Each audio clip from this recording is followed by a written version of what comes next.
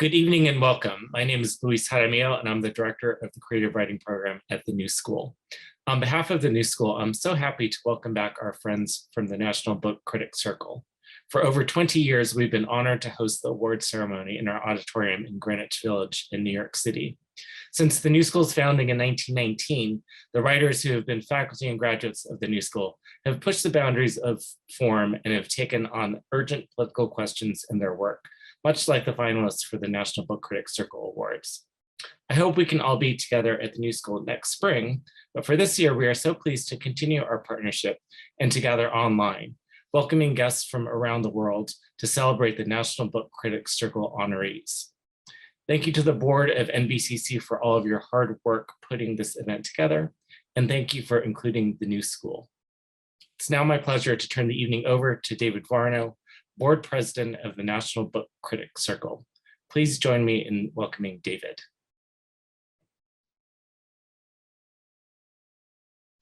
Thank you, Louis. Thank you, Louise. And thank you, everyone, for joining us tonight. I'm so excited for us to announce our award winners after a particularly remarkable year for books. When our 23-member board convened to deliberate on the list of 30 in 6 categories, the quality of the books was reflected in the quality of our conversations, which led to some agonizing decisions over the incredibly strong contenders. It's an honor to share in the riches of these wonderful books, which are all available for purchase on our shelf at bookshop.org. As Louise mentioned, for many years, we have held our award ceremony in person at the New School Auditorium, where we would ask the board members to stand so they could be recognized for their work. Please join me in saluting this inimitable and indomitable group of book critics and prize judges. It has been such an honor to serve on this board, which has accomplished so much this year. We developed 2 new awards, including the annual Toni Morrison Achievement Award and the Greg Barrios Translation Prize, an award funded by anonymous donations and named in honor of our dearly departed board member. Also this year, we amended our bylaws to commit ourselves to center the voices of marginalized critics, including critics of color and LGBTQ, and those with disabilities.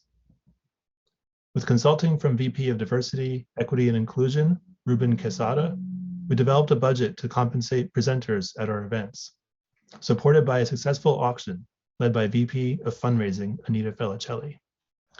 We produced several panels covering topics such as racial consciousness and literary criticism, institutional inequities, reviewing literature and translation, and the critic as artist. We've also held several events for our regular members, which include more than 600 working book critics. Our weekly newsletter, Critical Notes, shares links to members' reviews with thousands of subscribers. You can subscribe to Critical Notes at our website, which also has information about joining the NBCC. We are now in our 5th year operating the Emerging Critics Fellowship, which offers mentorship and professional development programs. Our current class of emerging critics includes Mandana Chaffa, Willow Naomi Curry, Johanka Delgado, Matt Ellis, Antonio Lopez, A.V. Maricini, Rishi Reddy, Sophia Stewart, Duji Tahat, and April Yee. Before we get to the awards, I would like to thank everyone who has made tonight's event possible. Thank you again, Luis Jaramillo and the New School. Huge thanks to our awards VP, Maris Kriesman, Marian Winnick for organizing tonight's reading, Ophira Eisenberg for stepping up as MC. And thanks to all of our awards chairs, as well as all the publishers and authors. Thanks to Shannon McKenna and Lily Callender, and a special thanks to Jared and Julia Drake at Wildbound Live for producing tonight's event with impeccable style and verve. I would also like to recognize the work of 3 board members who are cycling off this year. Carlin Romano, VP of Grants, Michael Schaub, whose tireless work as VP of Online has kept us flush with newsletters, tweets, and dank memes. And our longtime, beloved, and irreplaceable treasurer, Marian Winnick. Our first award of the night is a John Leonard Prize for an author's first book, followed by the Balakian Prize for book criticism. The Balakian comes with a cash prize of $1,000, funded with support from our donors. If you'd like to make a donation to the NBCC to help support the Balakian, the Barrios Translation Prize, and our growing events programming, please click on the link in the chat. Thank you as always for your support. And with that, I will hand it over to Megan Labrise, Chair of the John Leonard Prize Committee.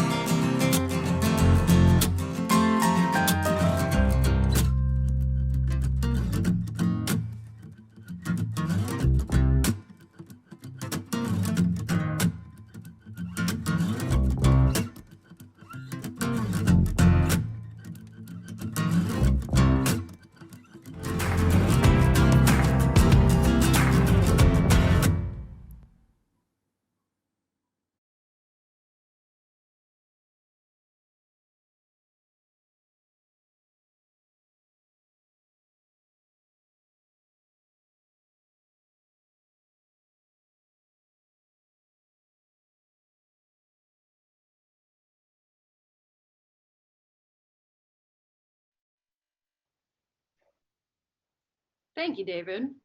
Hi, I'm Megan Labrise, chair of the John Leonard Prize for Best First Book.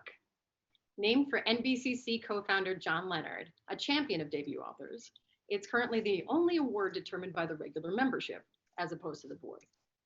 And I wanted to take this opportunity to thank our fabulous Leonard judges for the time and care they took in determining this year's winner. Thank you for sharing your passion and expertise.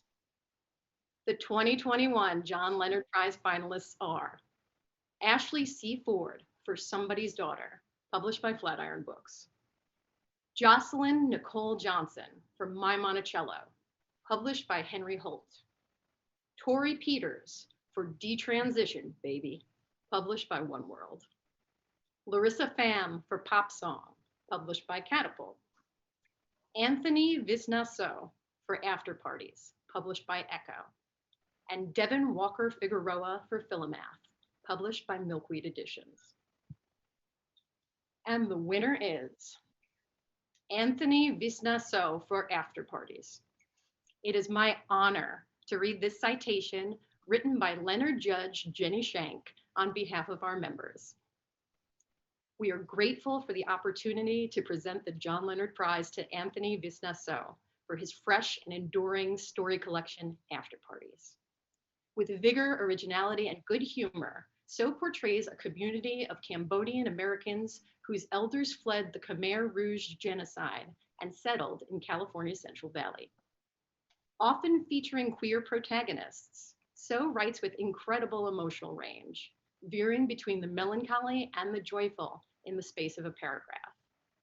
His characters assert their power over their traumas through Black humor jokes and unremitting support of one another. After Parties invigorates the literature of the American West with stories that are innovative, diverse, urban, and soulful. The National Book Critics Circle joins So's loved ones and readers in celebrating his work and mourning his loss. Accepting the award on behalf of Anthony Visnaso is the author's sister, Samantha So Lamb. Thank you so much, Megan. It's taking me all my willpower not to cry, but thank you so much. We're accepting this prestigious award of the John Leonard Prize for the Best First Book on behalf of my late brother, Anthony Visnaso. We would like to thank the voting members of the National Book Critics Circle for this honor, as well as our publisher, Echo, and our amazing team there, Helen, Sonia, our agent, Rob, and our publicist, Michael. After my brother's death, this team really wrapped around us, and myself included, my family. My brother is a superstar, and our team made sure of it. So I'm grateful that my brother was able to share his voice and uplift the Cambodian American and LGBT community before he passed. Thank you so much.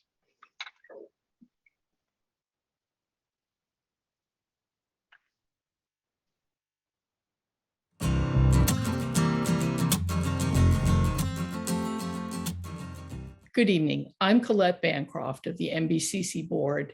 It was my pleasure this year to chair the committee that awards the Nona Balakian Citation for excellence in reviewing. I'd like to thank all of the NBCC members who submitted their work, which was very impressive. I'd especially like to thank and congratulate the 2021 finalists: Christoph Imscher, Julian Lucas, Jeremy Leibarger, and Jennifer Nelson. And warmest congratulations to the winner of the 2021 Balakian Citation, Merve Emre, for her New Yorker essay, Extravagant Creatures, a fascinating look at the life and work of surrealist writer, artist, and muse Leonora Carrington. Congratulations, Merve, from the NBCC. Thank you to the board. Thank you to my editors and fact checkers at the New Yorker and at the New York Review of Books. And congratulations to the other finalists, Jennifer Wilson, Julian Lucas, Christoph Irmscher, and Jeremy Leibarger, or Leibarger. We made a good faith effort to figure out how to say it, but could not figure it out in the end. I am so terrified of rereading my own writing that I've spent the last week reading and enjoying yours to try to figure out what I might say tonight.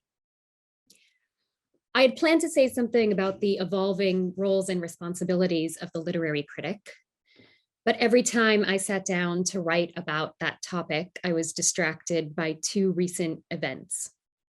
There are many, many recent events to be distracted by, but these were the two that kept coming to my mind. First, for the past several weeks, my colleagues at universities across the UK have been striking to protest devastating cuts to their pensions and the persistent refusal of academic management teams to address pay gaps, precarious employment, and rising workloads. I work at a university that did not meet the voter turnout to take industrial action, and so I have been watching from the sidelines with anger and dismay. Second, it was recently announced that last year's winner of the Nona Balakian Citation, Joe Livingstone, would be dismissed from their position as a staff writer at the New Republic. The dismissal was explained as part of management's strategy to focus coverage on political affairs and by implication to move coverage away from literary and cultural criticism. This is only the most recent example of the ongoing push to replace staff writers with freelancers to drive down the costs incurred by struggling magazines. As of December 2021, 6,150 news workers were laid off amidst the pandemic, although one imagines that, as in academia, the pandemic offered a rationale for implementing cuts that had been planned for some time. In my mind, these two events are deeply related. Both speak to the devaluation of the kinds of intellectual work that scholars and critics perform. This devaluation has been particularly acute in mainstream literary and cultural criticism, in literary studies, and in the humanities more broadly. And there continues to be confusion and perhaps even suspicion concerning our forms of expertise in both the university and the popular media. It is for this reason that I'm especially happy to see books by English professors Jesse McCarthy and Mark McGurl, and a book by philosophy professor Amiya Srinivasan shortlisted for the NBCC Award for Criticism. These authors perform the same high wire act that Joe Livingstone managed to pull off almost every week. Each combines a distinctive passion for their subjects with a certain set of very carefully, very meticulously cultivated skills. Close reading and close looking, a casual fluency with the language of genre and form, dialectical inquiry, and genealogical critique. They show us how a monumental work of criticism can double as a magnanimous act of pedagogy. They model for their readers not what to think, but how to think, and they do so with a tolerance for complexity, an ear for irony, a gift for compassion, and a very precisely calibrated sense of humor. It is exactly these processes and their elegant, urgent expressions that are threatened by austerity today across both academia and journalism. Prizes can only mean so much if the field of contenders is constrained. Of course, the constraints on who can write criticism, and for that matter, who can read it, are established well before anyone arrives at the threshold of the college classroom or the magazine office. The problem of access to education and its unequal distribution of the means of writing and reading is, to my mind, the central problem of any meaningful politics of the literary. Yet even within the small and always elite niche of literary culture that any nominee or winner of this prize or any of the NBCC prizes inhabits, there are things I think we can do to help expand the means of producing and consuming criticism. It's for that reason that I'd like to donate half of the prize money to sponsor membership dues for the Freelance Journalists Union, and I would like to donate the other half to the Fighting Fund of the UCU, the UK's University and College Union.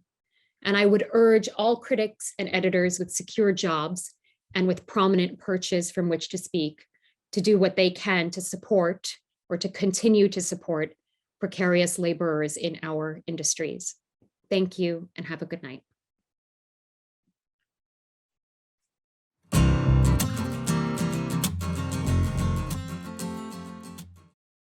Hi, I'm Jacob Emmapel, the chair of the Life Achievement Awards Committee.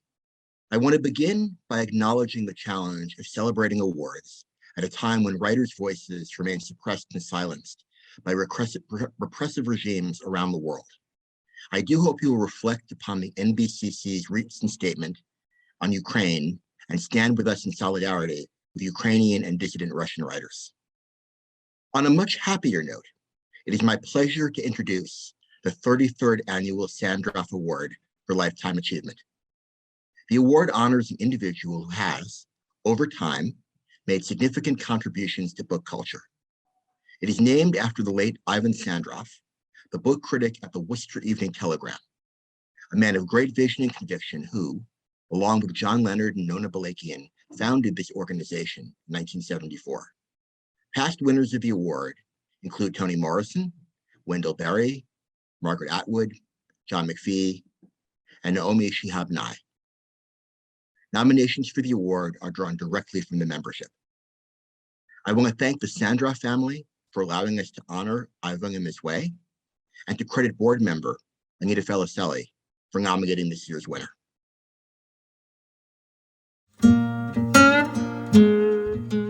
I see writing and reading as having an argument with myself. You know, it's the most subversive thing we can do. Not the writing, but the reading. We do it alone. No one can really look over our shoulder and see what's going in and how we're choosing or how we have to read something.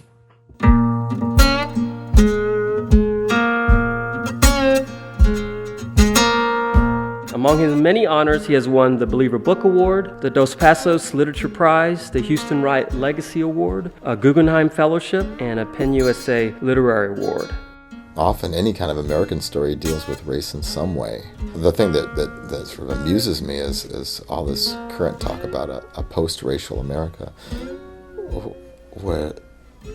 which kind of makes no sense when you, because as soon as you utter post-racial, then you're already talking about a racial America. But from his very impressive body of work, one can assume a very nimble and restless mind that is constantly looking for a more compelling way of looking at the world. He has written what some would call, at least in part, westerns, crime novels, comic novels, political satires. He's written a novel narrated by a baby genius who has read all of Western philosophy while still in diapers. He's written a novel that centers around a deceased and decapitated man who comes back to life at his funeral. He has written a novel called A History of the African American People, proposed by Strom Thurmond, as told to Percival Everett and James Kincaid. I'm just going to leave you with that title to whet your curiosity.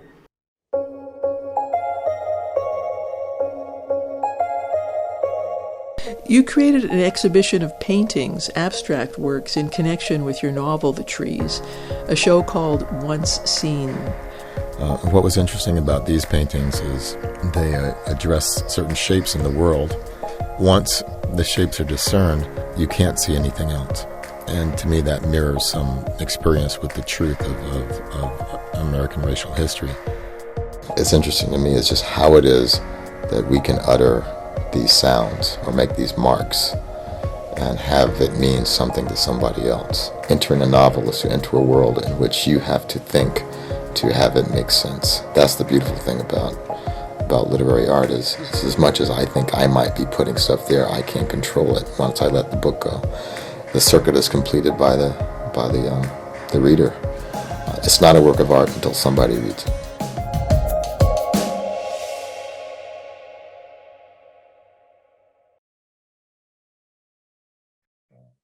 My name is Leo Brody, and I'm very pleased and honored to introduce my friend and colleague, Percival Everett, on the occasion of his receiving the Iron Sandroff Lifetime Achievement Award.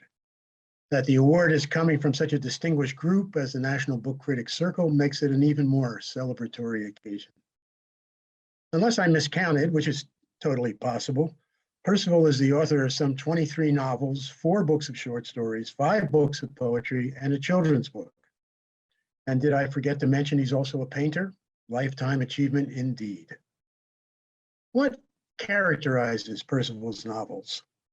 It would be really hard to say anything that applied to them all.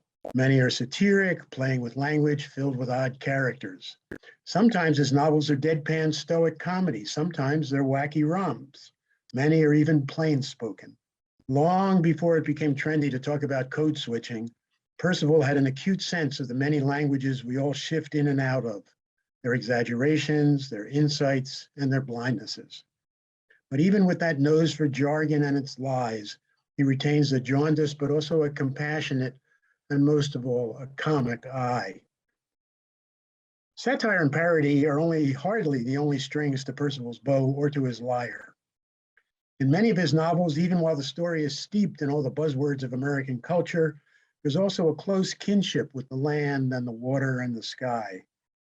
Adroit at mixing genres, may therefore be no wonder one genre Percival often comes back to is the Western, with its open landscape of possibility and even renewal. Whatever his flamboyant mastery of narrative form in the many different American languages, more often than not, his tales are anchored in a tangible reality of nature and the body, tying a lure for fly fishing, shoeing a horse. I know I said his overriding subject was evasive and hard to pin down, but after all, I'm not a novelist myself, but a critic and an interpreter. And so I will say bluntly, although I hope not reductively, that to me, that subject is personal identity and all its shifting, metamorphic uncertainty. Just as Percival is attracted to mixing genres and crossing otherwise traditional literary boundaries, his characters often do the same. It's really hard to think of any other writer who plays so many games with the first person. You know, who is the I in a Percival Everett novel? Is it Ralph, the high IQ baby in Glyph? Is it Thelonious Monk Ellison in Erasure? Is it not Sidney Poitier in I Am Not Sidney Poitier? Or maybe it's Virgil Russell, who we are told is the author of a book about someone named Percival Everett. These are only a few of the incredible array of first persons who speak in Percival's novels. I remember a drawing of Dickens sitting at his desk writing, and coming out of his head are all his characters. Another doppelganger could be Melville's Confidence Man, who can engage all the different passengers of the Mississippi riverboat, exposing each one self-asserting and self-undermining language. Well, that's just a couple of the ways I picture Percival as a writer, with all his different mocking and self-mocking voices and his protean sense of the fluidity of the language masks through which we express racial, sexual, and cultural identity. His most recent novel, The Trees, is filled with these different and distinct voices, enlisting them in the service of an array of characters who engage with or try desperately to ignore the history of lynching, evoking anger, laughter, and rueful recognition The Trees honors its serious ideas without being enthralled to them, and makes its characters and their different worlds come alive with all their quirks and memories and stories to tell. Now, before I turn into one of Percival's parodies of academic jargon, I should say one final thing. Although this is a wonderful recognition of Percival's work, I chafe at the idea of finality implied in lifetime achievement. Knowing him, there's a lot more to come. And so let us welcome the unfinished Percival Everett. I'd like to thank the judges and everyone associated with this award. I was surprised by it. I am certainly flattered. I'm honored to be included in this group of individuals who've already received it. I'm not sure I'm deserving, but I won't concern myself with that right now.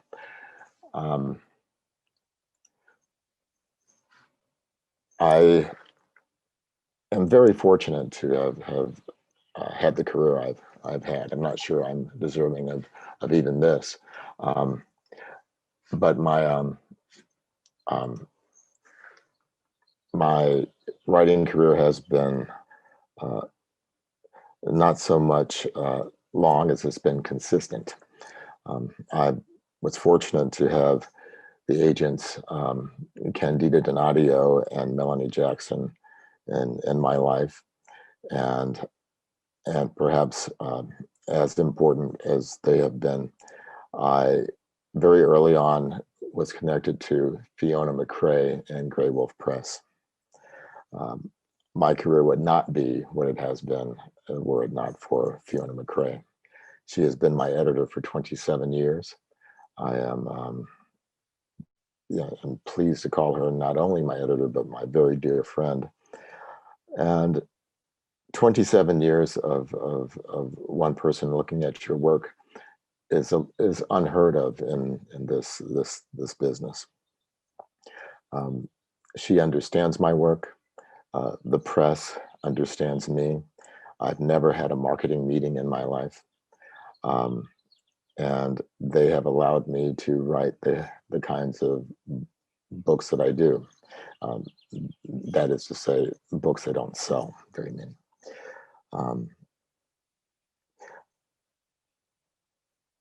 Writing fiction for a living is an interior business, as I'm sure all of you know. And I feel that working with good people has helped me stay out of my head as much as possible. I'm very happy to have received this award, and I'm as well. I'd like to thank my friend Leo Brody for introducing me. What writing fiction has also done is allowed me to occupy a space in academia, and that's allowed me to have colleagues and friends like Leo. And I'll name some others. Leo Brody, Kevin Kiernan, Beth Meyerowitz, Joseph Dane, and of course, my wife, who's also a writer, Danzy Senna. So thank you very much.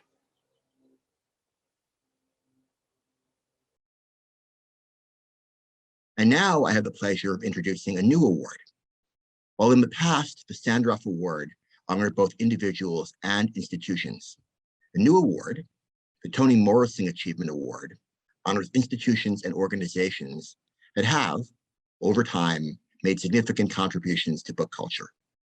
In naming the new award, the NBCC solicited suggestions from its members. I do want to acknowledge several of the other critics who received serious consideration when we named the award, in the hope that you will be drawn to their amazing work.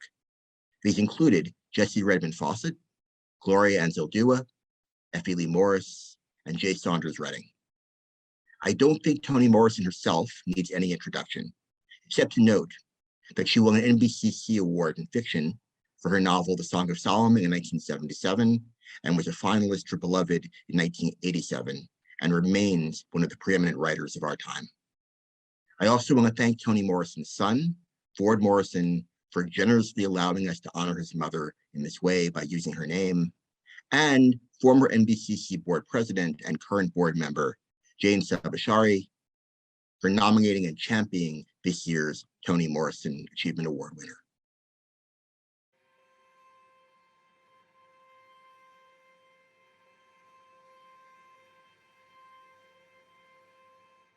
Invisible. That's what it was like to be a Black poet before Cave Canem. When I was at NYU, and that was in the 80s, I was the only Black poet in my graduate class. Thomas Jefferson said about Phyllis Wheatley, religion could produce a Phyllis Wheatley, but it could not make her a poet. We've been dealing with that critique for a few hundred years through publishing and through the academy. And the response is, take a look. Take a look at what happens when these poets get together.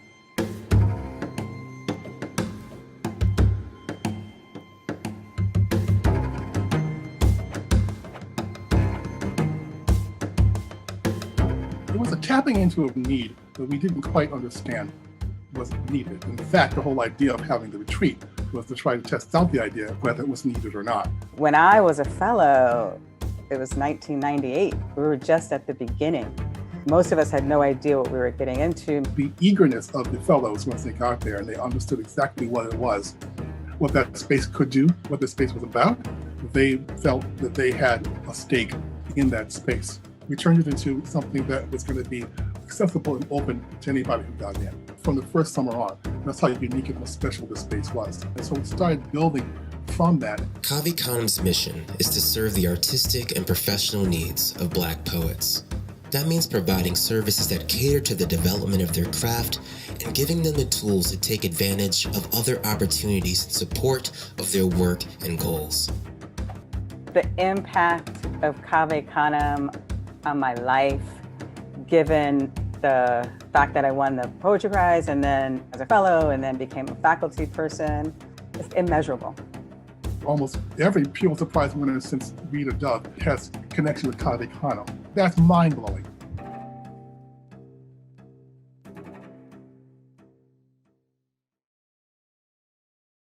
Hi, I'm Natasha Trethewey, and I can think of no literary organization that has done as much to change the landscape of contemporary American poetry as Cave Canem. In founding this home for Black poetry, Toy and Cornelius have proven that the greatness of this nation's literature lies in its diversity, which, as exemplified by Cave Canem, is another name for excellence. The multitudinous diversity of Black poetry and poets that it has nurtured, promoted, and amplified. I am lucky and deeply honored to count myself among them. I want to acknowledge now my deep and abiding gratitude to Toy and Cornelius, whose poems have taught me something about the necessity for talking back, whether that means being in conversation with other poems or talking back by breaking silences around what often remains unspoken, bearing witness with the riotous care of our language. Good evening. This award is so meaningful to me and to Cave Canem. I got to meet, well, I saw her many times give lectures and read her work, but I got to meet her in the flesh a couple times. One time,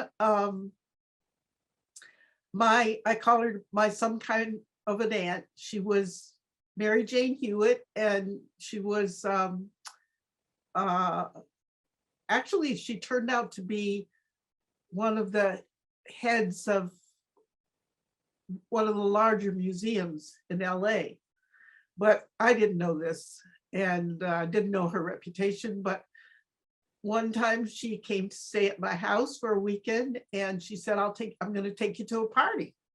So yeah, fine. We went to this party in Harlem, and I started to meet the people there. This was in the 70s. And I met Jane Cortez and Quincy Troop and Amiri Baraka and Maya Angelou. They were all at this party. And I was saying, wow, what did I walk into? This is not your average party. That was in the 70s. And then I remember one time in the 80s, and she was doing a reading, I think at NYU, and I saw her before the reading walking up the aisle toward me, and I thought, oh man, what am I going to say? You know, I was thinking maybe I could just disappear. This great presence in a huge straw hat. I think she really liked hats. And I was wondering what to say, and she walked up next to me and she said, "Hi, Toy." It was the most beautiful moment. I'll always remember it, and just feel known and connected.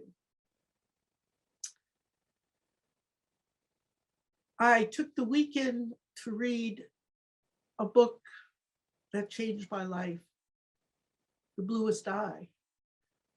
When I read that book, first of all, I saw that form could be anything it had to be. I had been studying at NYU, and you know, forms were what those guys were doing in the early 19th, 20th century, people who were published, not Black poets. And that's what the form I was using. But when I read that first chapter of The Bluest Eye, I saw, wow, language can do whatever you need it to do. And also, racial self-loathing was something very scary to write about, and something that I've written a lot about. And that started with reading that book. She gave me permission in form and in speech. And that's a big permission to go past fears, cultural, long, familial fears. So I'd just like to say thank you, Toni. And I know Toni would have been all up into those Black poets at Cave Canem. She would have been so happy, and they would have just loved her up. Because for me, when I read Toni, I see poetry. I see every word chosen not only for meaning, but for the deep, visceral understanding of experience and history and beauty and pain. Thank you, Toni. In the most humble spirit, I thank you for your brave and loving work. And I accept with Cornelia Ziti, my co-founder, this wonderful award. Thank you. First of all, I'd like to thank the NBCC for awarding us this incredible honor to connect Cave Canem's name to Toni Morrison's name is one of the high points of, must be the high point of any writer or any arts organization. And I understand from my understanding of this is that, my feeling about this is that this is sort of like we are being honored this way because we are doing the cultural work. We're continuing the cultural work that Toni Morrison started for us all with her novels, and in particular, me personally, her book Playing in the Dark, which was so helpful to help me get through negotiating, being an African-American writer in the academy, or dealing with American literature. 25 years is a long time. And I also think that this award also honors all of the people who put in all of the work during these 25 years.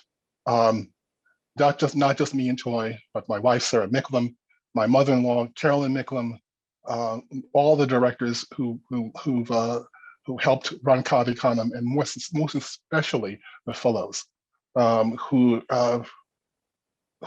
without which, of course, there would be no Cave Canem. They have just took just a small idea from the two of us and helped turn it into this wonderful, blossoming, ongoing organism that continues to inspire and also influence African-American poetry and American literature. It is really just this is clearly one of the high points of anybody's career. I am so happy to be here and also be here with Toy to share this. We've come a long way. We did a lot to make this work, and you don't do this to get awards. Actually, when we started this 25 years ago, all we were really interested in is keeping it going. But it is still a wonderful honor to look back 25 years later and see that this has been acknowledged and seen for what it is, for all the good that has brought to the world, in a world that is basically right now in need of oases like Cave Canem, more and more. Right now, I am interim director of another arts organization, Poets House. And what taking up Poets House, the job at Poets House has meant to me is that it's impressed upon me how important these spaces are, how necessary these spaces are. We need a place where we can have encounters with writing, encounters with poetry, encounters with who we are, and how we fit in the world, and how we try to how to affect the world and change the world. This has been our activism, and I think that this is great to have it acknowledged. And it's also great to understand that it will continue. This will help Cave Canem to continue and give us another 25 years. So, like Toy, with sheer delight and humbleness, we accept this award. Thank you.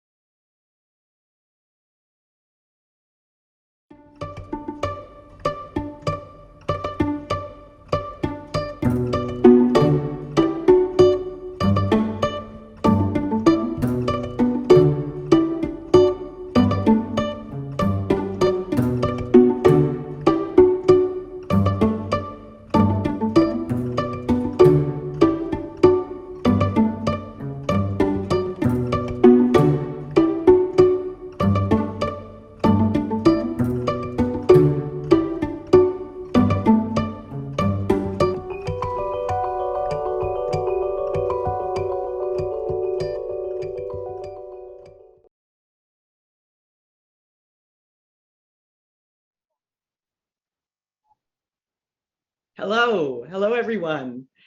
I'm so excited to be here and to start off the awards with the autobiography category, which continued this year to embrace works from the spectrum of creative nonfiction, weaving into memoir-based narratives, threads of cultural criticism, history, and more with intellect, emotion, and lyricism.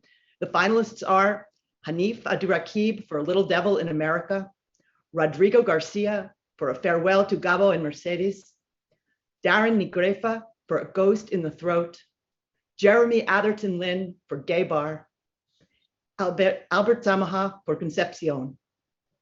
And the winner is Jeremy Atherton Lynn for his first book, Gay Bar.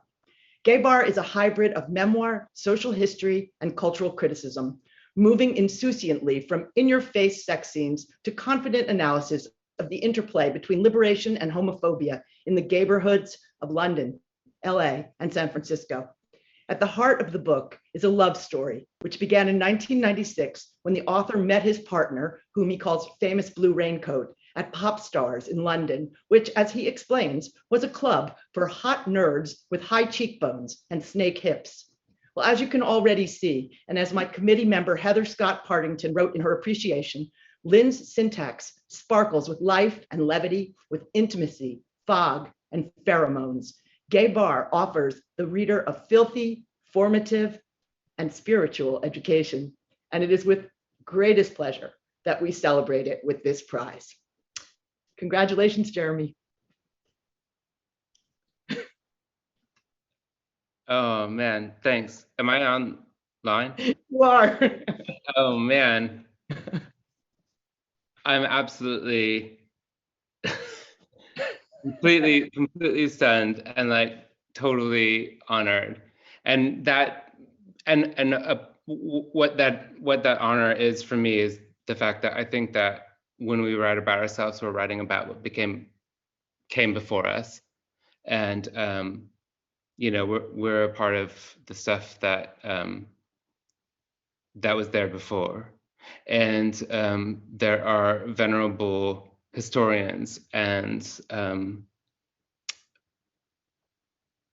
poets and novelists and who paved the way for what I did, and who I literally cite in the book and rely on and use to accumulate my sense of what myself is. And so I kind of am willing to accept that this award in terms of an autobiography, because an autobiography is like a plural biography and a before biography and a what will happen hopefully in the future biography. So yeah, I mean, I'm like completely flabbergasted, but so grateful.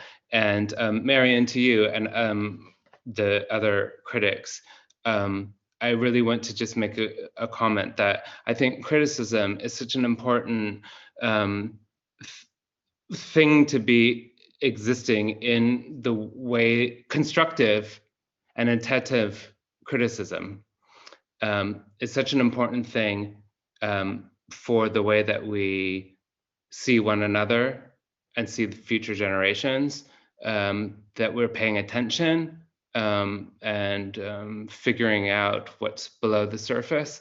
I think it's really important that we kind of, yeah, and so I'm so grateful.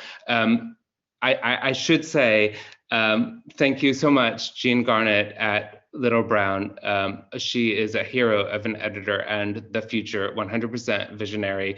Lena and the production team there who dealt with a series of corrections, because we're not perfect and corrections need to be made. Ka and Rowan and Jason and everyone at Granta in the UK who published it there. My agents, Laura and Olivia at United Agents. Yeah, I don't know, my family, my mom, who my sister said, if you win tonight, you can't forget to thank your mom, who taught me Frank O'Hara and the fact that small things are big. And my dad and Jenny and Jamie, of course, the famous Blue Raincoat. I'm so absolutely floored and humbled. Thank you.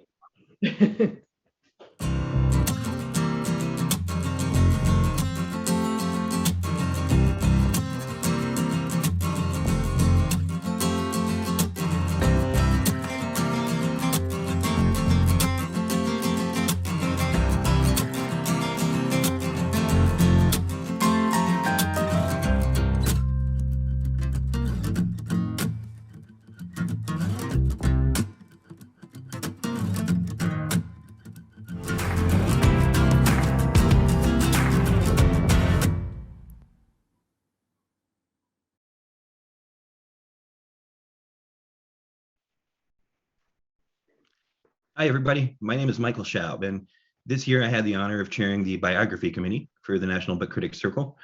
We read a lot of great books, and I'd like to thank all of the members of the committee and all of the members of the board and all of the members of the organization for making this such a great year. I'd also like to congratulate the finalists for this year's National Book Critics Circle Award for Biography. They are Susan Bernofsky for Clairvoyant of the Small, The Life of Robert Walser, Yale University Press. Keisha N. Blaine for Until I Am Free, Fannie Lou Hamer's Enduring Message to America, Beacon Press. Rebecca Donner for All the Frequent Troubles of Our Days, The True Story of the American Woman at the Heart of the German Resistance to Hitler, Little Brown. Mark Harris for Mike Nichols, A Life, Penguin Press. And Alexander Nemerov for Fierce Poise, Helen Frankenthaler and 1950s New York, Penguin Press. And the winner is Rebecca Donner for All the Frequent Troubles of Our Days, The True Story of the American Woman at the Heart of the German Resistance to Hitler, Little Brown. Our board member, Rod Davis, writes about this book. Rebecca Donner's riveting account of Wisconsin-born Mildred Harnack's epic struggle against the rise of the Nazi regime in the 1930s and ending with Hitler's order in 1943 to have her beheaded is not only a crucial addition to the historical record, but also a full-born page-turner, certainly one of the best and most important offerings of the year. Donner's fresh, mixed-media approach to the personal and the public, her intricate research, and her masterful understatement of endless horror unfold like a fresh kind of espionage thriller, except devastatingly true. This is a powerful, brilliant book, written with a haunting sense of the expanding troubles of our own days. Rebecca Donner, congratulations. Thank you, Michael. Oh gosh. I wish I could see all of your faces right now. I'm just immeasurably grateful and so moved.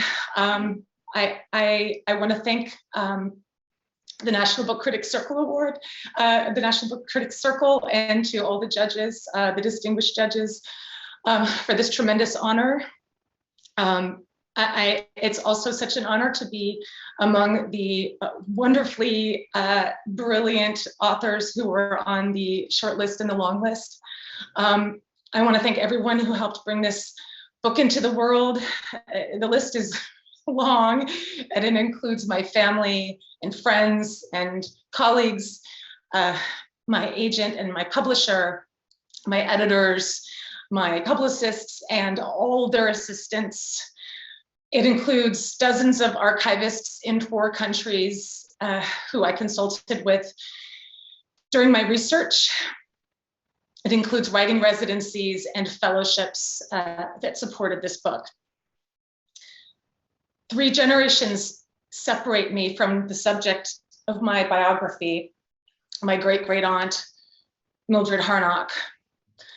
She was an American graduate student, excuse me.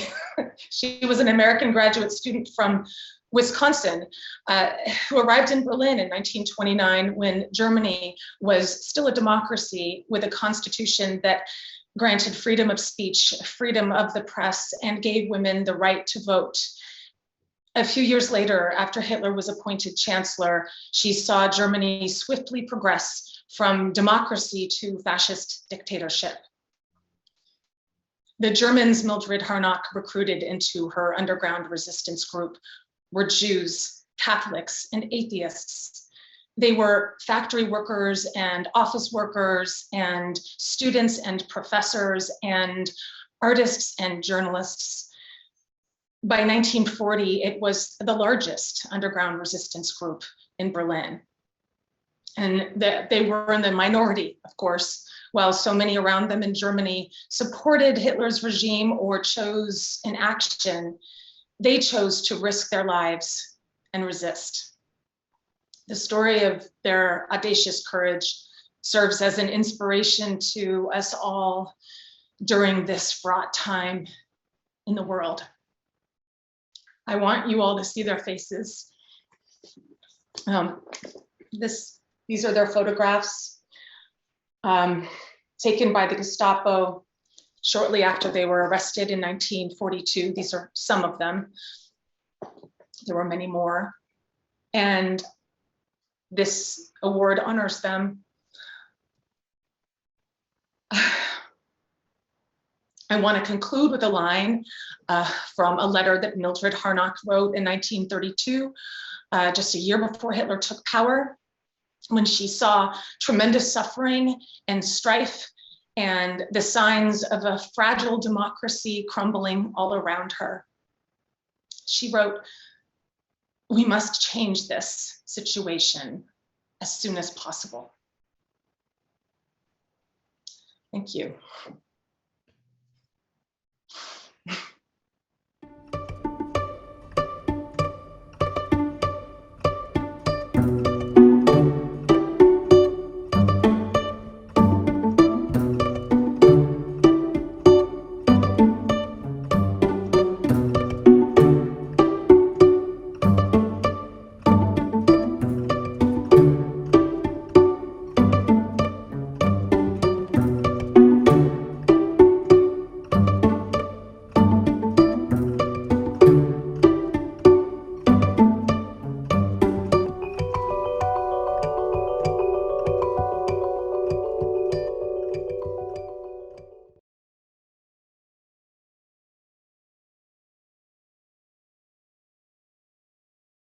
Hi, I'm Jay Howard Rozier, chair of the Criticism Committee. And this year, our criticism finalists contended with an unprecedented era of Brat cultural production, the complex intersectionality of contemporary feminism, how Amazon's foray into the book industry has changed reading and writing, and in one instance, nearly everything in between. The 2021 finalists for the National Book Critics Circle are Jenny Diskey, for Why Didn't You Just Do What You Were Told? Melissa Fabos, for Girlhood, Jesse McCarthy, for Who Will Pay Reparations on My Soul, Mark McGurl, for Everything and Less, and Amia Srinivasan, for The Right to Sex. And the winner of the 2021 National Book Critics Circle Award for Criticism is Girlhood by Melissa Fabos. Fabos is being honored for her vibrant, incisive critique of what it means to grow up female. An associate professor at the University of Iowa's nonfiction writing program and the author of 3 previous books, Girlhood enthralled the committee with its willingness to interrogate personal narratives with deep erudition, and its deftness at wielding scholarly research and pop cultural impressions with equal aplomb. Clear-eyed and consistently surprising, Fabos' marvelous essays deconstruct the detrimental narratives imposed on female personhood. Congratulations, Melissa, and congratulations again to all the finalists. Thank you so much, Justin. My heart is beating so fast right now. I am absolutely shocked by this honor. I mean, this list. Congratulations to my fellow finalists. I loved your books. I loved all the finalists' books so much. And I've been so moved by everyone's speeches. There are very few things that could mean more to me than having all of you critics vote for this book. Truly, I have never expected my weird, queer, feminist work to be institutionally recognized in this way. And I want to thank first all of the weird, queer feminists who came before me and all of the women I interviewed while I was writing this book. It would not exist without your stories. I am so honored by your trust. I want to thank my agent, Ethan Bassoff, who is perfect, Kathy Daneman, Forsyth Harmon, who illustrated this book, everyone at Bloomsbury, including but not limited to Lisa Mayer, Callie Garnett, Nancy Miller, Emily Fishman. And I want to thank my family, who's always supported me, even when I insisted on dropping out of high school to be a writer. And last, and most of all, my brilliant wife, Danica Kelly, who loves me in an infinite number of ways that make my work possible. Thank you all so much. Thank you, Melissa, and it's mutual. We love your work. Thank you for that lovely speech.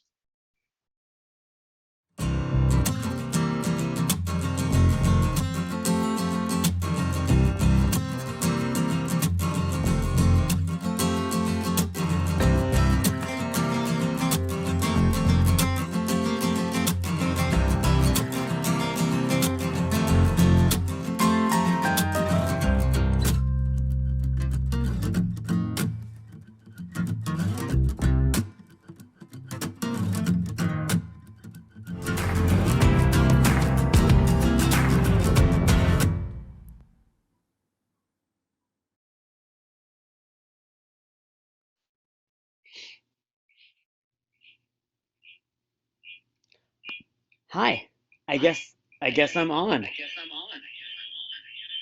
And that, hang on. That is not supposed to happen. This should be turned off. There we go.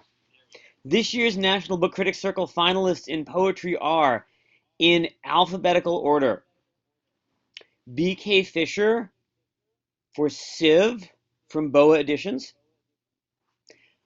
Donica Kelly for The Renunciations from Grey Wolf, Rajiv Mohabir for Cutlish from Four-Way, Chesmayo Mfanza for The Reinhardt Frames from the University of Nebraska Press, and Diane Seuss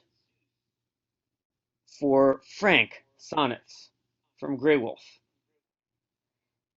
And the winner is Diane Seuss for Frank Sonnets from Grey Wolf.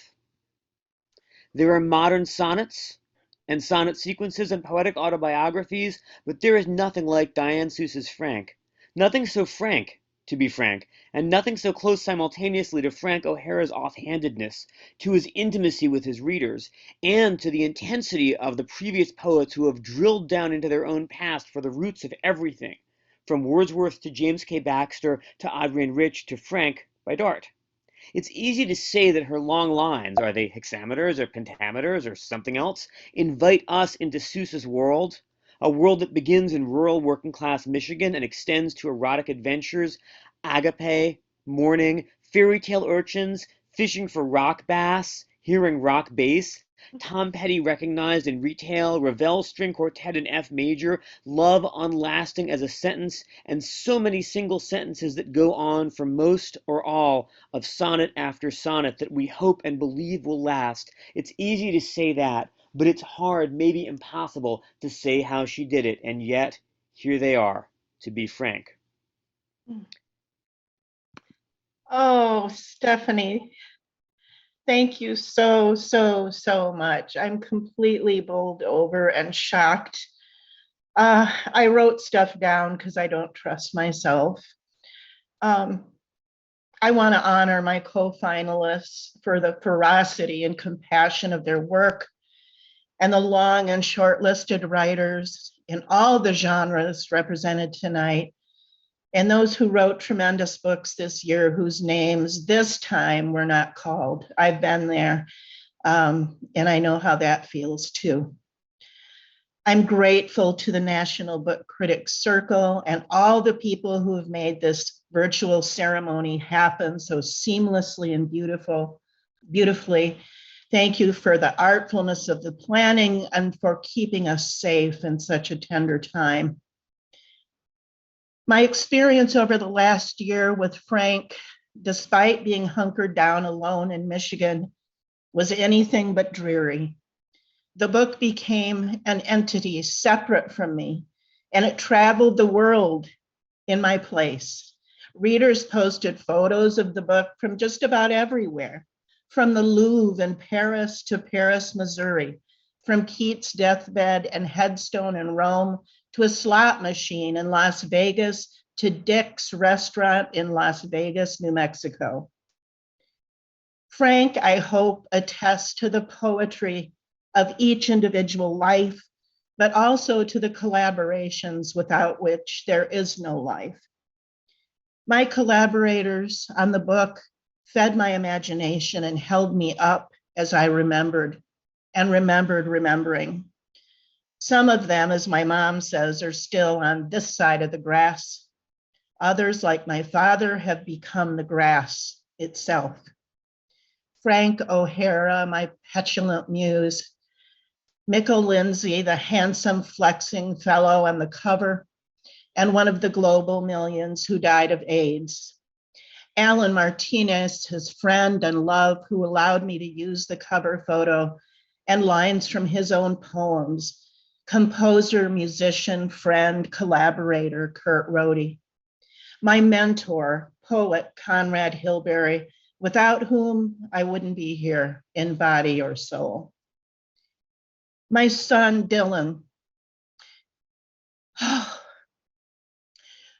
who engaged with me in deep and hilarious conversation, allowed me to quote him freely and to thereby capture just a bit of the genius of his spirit. My mom, Norma, whose phrase, wish in one hand, shit in the other, became its own center post in Frank, its aesthetic and worldview. My mother, who raised my sister and me single-handedly and lived like Ishmael to tell the tale. My sister, Deb, hospice nurse to the suffering, now suffering herself, but thank God surviving. Her husband, Dewey, a Vietnam vet who endured the war and carried home the after effects of Agent Orange.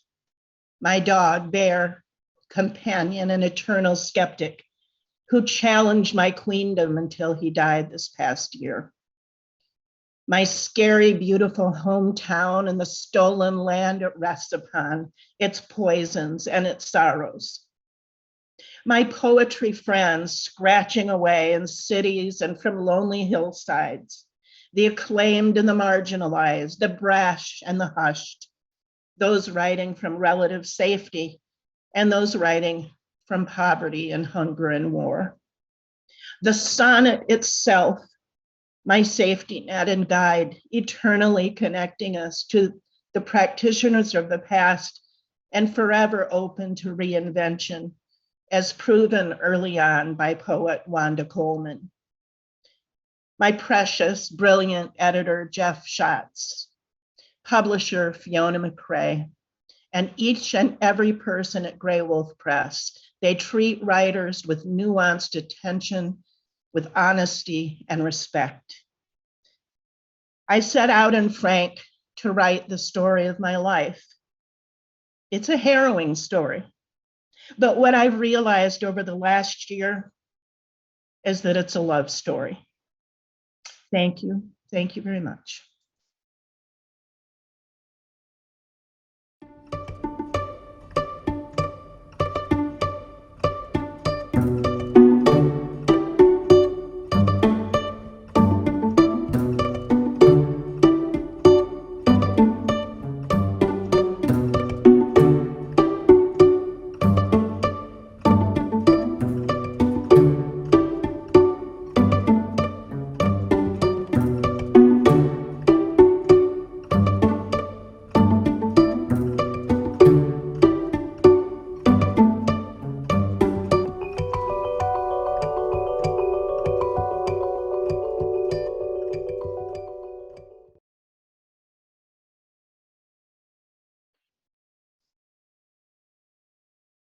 Hi, I'm Harriet Washington, Nonfiction Chair. I want to begin by thanking my colleagues on the NBCC board for the hours and the months of wonderful, delicious conversation.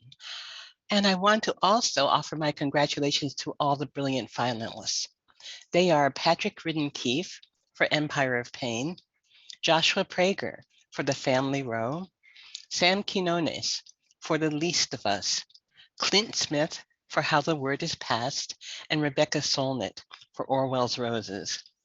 The winner is Clint Smith, How the Word is Passed, A Reckoning with the History of Slavery Across America.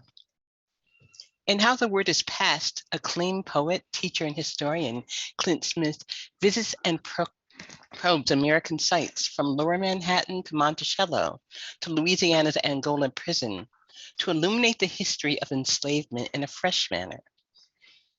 He rejects the boundaries of genre and discipline to navigate the iconography and nostalgic narratives of enslavement. From the hagiographic portrayal of Robert E. Lee as a kindly martyr to the myth of the fallen South as a romantic lost cause, Smith's travelogue reveals over and over again how nostalgia has created beautiful lies. History is what you need to know, and nostalgia is what you want to hear, his book warns. Smith has imparted what we, all of us, need to know. We celebrate your work and we thank you. Wow. This is remarkable. I'm so grateful. Thank you to the National Book Critics Circle and the judges for this incredible honor. To the other finalists, it's been incredible just to be in your company. And I'm so grateful for the writers you are and the books that you've written. Thank you to my editor, Vanessa Mobley, for her keen eye and generous spirit. Thank you to my agent, Aliyah Hana Habib, for her endless support and for always looking out for me in the best interest of my work. Thank you to the entire team at Little Brown. As all of us know, publishing is truly a team effort, and everyone there who touched the book, even briefly, has helped make this possible. Thank you to my parents who gave me a childhood full of books and love and support that I will always be so grateful for. Thank you to my wife, Ariel, my first editor, my heart. This moment is, as is the case with so many moments in my life, made infinitely more rich because I get to experience it with you.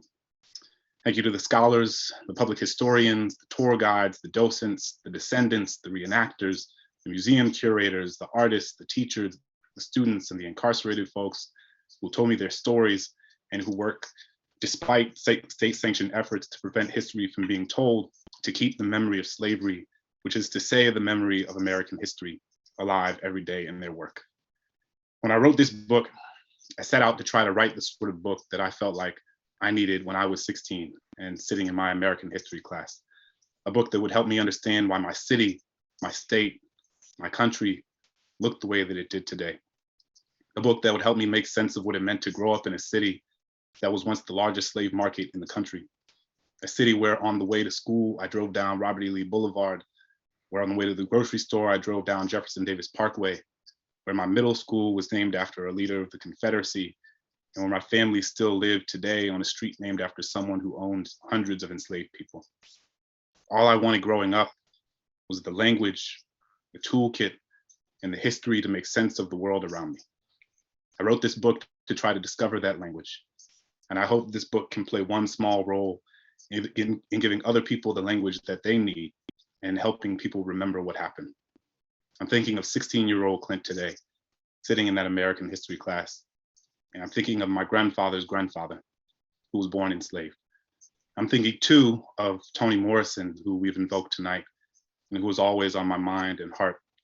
And I'm thinking of her essay, The Site of Memory, in which she writes, quote, "You know, they straightened out the Mississippi River in places to make room for houses and livable acreage. Occasionally, the river floods these places.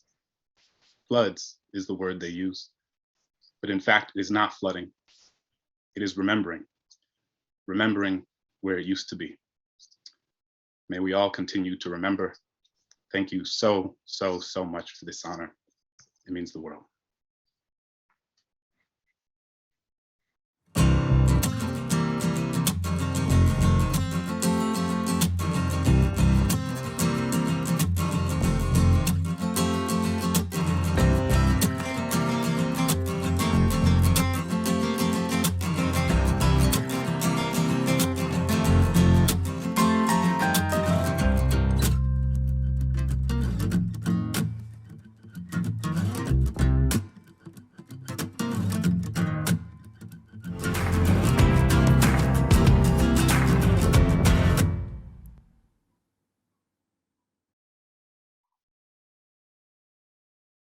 Good evening. I'm Jane Chebatari. It's been my honor to serve as chair of the NBCC Fiction Committee this year. The Fiction Committee read and discussed hundreds of remarkable books on Zoom meetings over the past year. It was so difficult as we joined the rest of the board to narrow our list down to our 5 finalists. We went beyond our hour or 40 minutes or whatever it was. The conversation became so rich. It was beautiful. I'd like to offer my congratulations to all our fiction finalists, the Fiction Committee, the board, the NBCC membership, all of whom share my love of books and literary culture. Our fiction finalists are The Netanyahus by Joshua Cohen, published by New York Review Books. Second Place by Rachel Cusk, published by Farrar, Straus and Giroux. Burnt Coat by Sarah Hall, published by Custom House. The Love Songs of W.E.B. Du Bois by Honoré Fanon Jeffers, published by Harper. and Harlem Shuffle by Colson Whitehead, published by Doubleday. And the National Book Critics Circle Fiction Award goes to The Love Songs of W.E.B. Du Bois by Honoré Fanon Jeffers. This is the first novel. Congratulations, Honoré Fanon Jeffers. This is the first novel by an author who has published 5 books of poetry. That is clear in the opening lines. And I quote, "We are the earth, the land, the tongue that speaks and trips on the names of the dead as it dares to tell these stories of a woman's line." Love Songs is a voluminous family story covering generations, tracing one family's African, Indigenous, and European roots. Jeffers echoes the legendary W.E.B. Du Bois's sorrow songs as she weaves stories from the ancestors into the coming-of-age tale of a brilliant Atlanta scholar, Ailey, named for Alvin Garfield. Jeffers' novel is illuminating, emotionally resonant, and profound. It is a masterpiece that offers reclamation and reckoning, healing and hope. My heartfelt congratulations to Honoré Fanon Jeffers, author of The Love Songs of W.E.B. Du Bois. Honoré?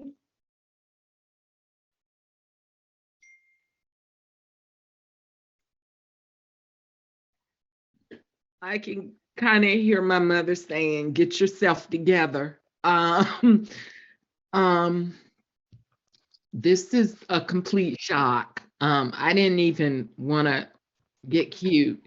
I was gonna just kind of, wear a t-shirt or something. Then when I got here, I said, well, maybe I should type something just in case, but it's not pretty like everybody else's, so I apologize. I'd like to thank the voting members of the National Book Critics Circle for this incredible honor, and to the distinguished judges for this honor. And I'd like to congratulate my fellow finalists for their beautiful, brilliant novels. It is not lost on me that the great Toni Morrison won this prize for an early novel, and I strive to be worthy of this honor. As always, I give unashamed glory and praise to my mighty good Creator and to my ancestors of many nations for lighting the path for me. I'd like to acknowledge that, like the red clay of my childhood summers in Georgia, Oklahoma, my now home, rests on land stolen from the original and still living and thriving indigenous occupants of this country. I wrote this book for Black women of mingled ancestral lines. I'd like to thank the cherished Georgia women of my maternal line, especially great grandma Mandy Napier, Louvenia Napier Pascal, Florence Napier Pascal James, my mother, Dr. Trellie Lee James Jeffers, and my late sister, Sidonie Colette Jeffers. I'm so very grateful to my agent, Sarah Burns, for believing in my talent and my creative capacities when I had lost that belief in myself. And to my beloved editor, Erin Wicks, the midwife for this novel, who nurtured and encouraged me. My publicist, Jane Byrne, also known as Jane the Great, for her tireless advocacy, and to Harper for their support of my big fat novel that I didn't think anybody would read. I'm grateful to the historians and writers whose work in Native African and Euro-American early American history provided the spine of this book. And of course, I'm grateful to the great Dr. W.E.B. Du Bois, whose spirit hopefully blesses this book. And finally, thank you so very much to Ms. Oprah Winfrey, This wonderful, generous Black woman, also of deep Southern roots, who chose my book for her book club, who spoke my name with grace and kindness and completely changed my life for the better. Thank you all again so very much.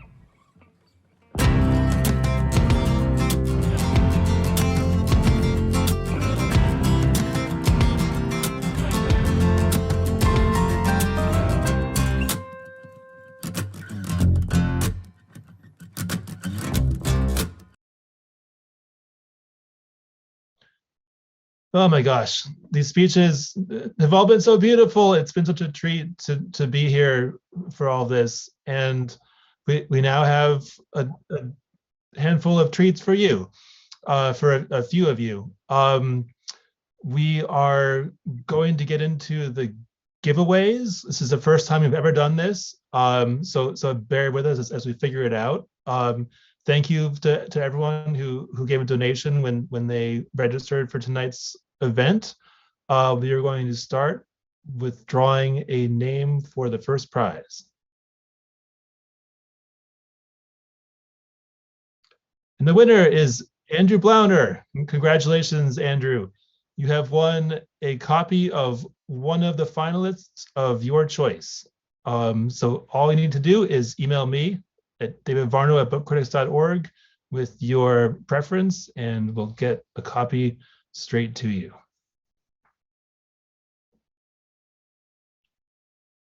And for the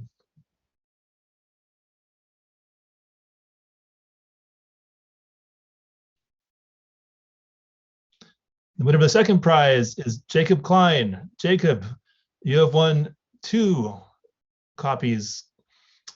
I'm sorry, how do we say this properly? You have won a copy each of 2 of the finalists of your choice. And so all you need to do is email me and we'll get them to you. Congratulations, Jacob.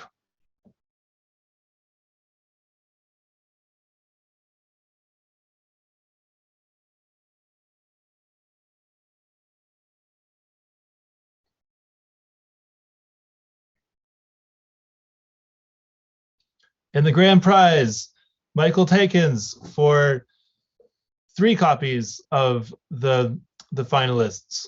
Congratulations, Michael. And thank you again to everyone else. And congratulations to all the winners. Thank you all again for coming tonight. It was such a joy to be a part of this. And we look forward to seeing you again next year.